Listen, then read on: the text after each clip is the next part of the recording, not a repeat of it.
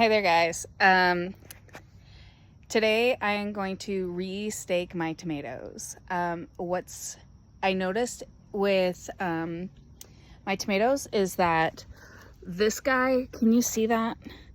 Look, he's all the way at the top of the stake and there's still more to support. So I'm going to go ahead and get my 4.5 foot. These are bamboo.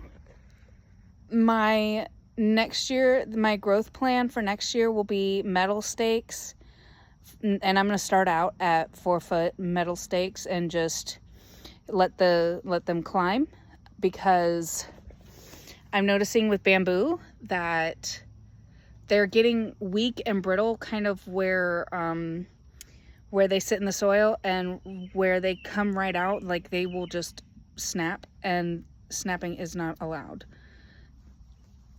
Can't happen. Right?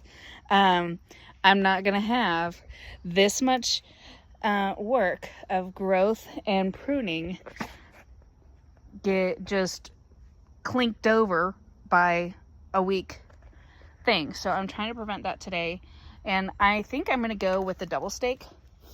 So I'm not gonna necessarily remove this stake. I may just add another add like a higher, add my taller stake to another branch or to the main one. I really should only have one main branch, but this one's just flowering so much, and she has so much potential. The flowers are nice and wide.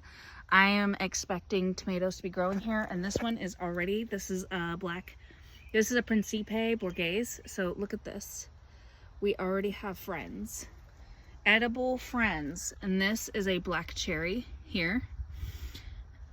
This is a black cherry as well. So I am stoked for those. And I have some other tomatoes that need staked and that need love.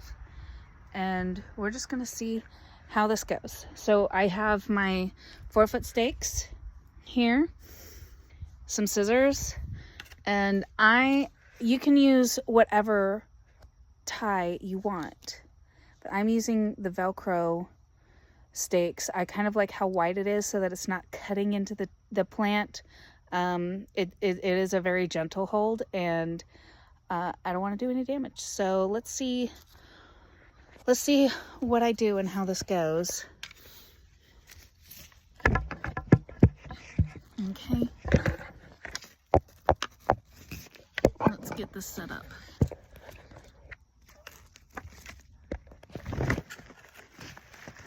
Okay, yeah, that's decent. So this guy, I'm gonna grab this. Wow. Ooh, this is a nice beefy steak. See, the gauges on some of these are not all consistent.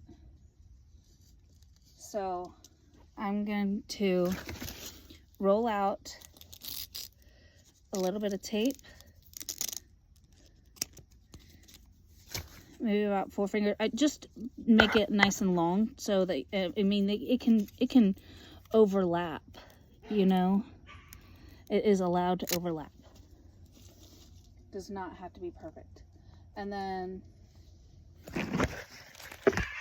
I am just wrapping this around my tomato and securing it like that. This is closer to the top. And then I'm going to take his old one off and secure that other fruiting stem with this other small one and secure it the exact same way. And I'm doing that for every tomato plant.